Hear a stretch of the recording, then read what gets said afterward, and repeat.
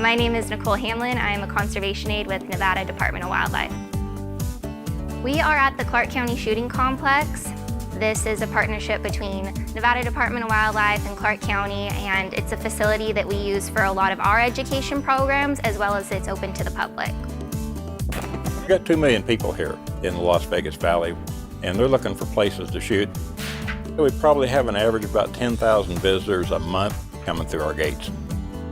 Clark County Shooting Facility is 1 mile wide by 3 miles long, and we have a wide variety of activities here. We have an education center, we have a public shooting range, we have a shooting sports and a sporting play range.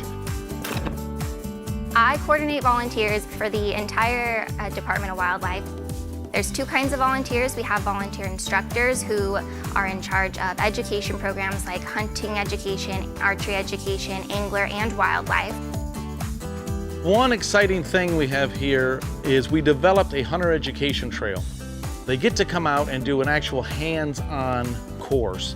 And this hands-on course allows them to practice getting into a vehicle, out of a vehicle, getting into a boat and out of a boat, how to climb a fence and what do you do with your firearm.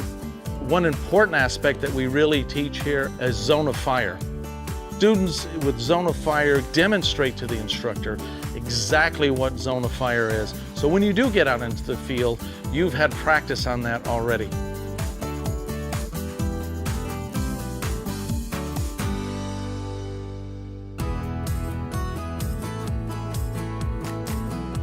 The Pittman-Robertson Act was enacted in 1937. It provided an excise tax on firearms and ammunition, and it dedicated those funds specifically for state game and fish agencies to run conservation programs in the United States. Since 2014, 776 ranges have either been built or enhanced.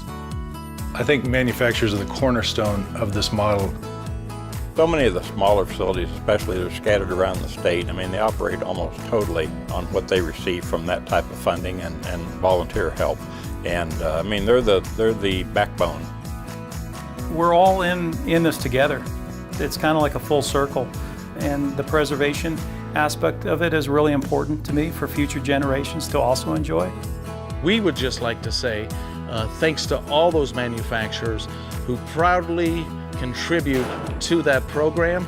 Without you, we simply would not exist.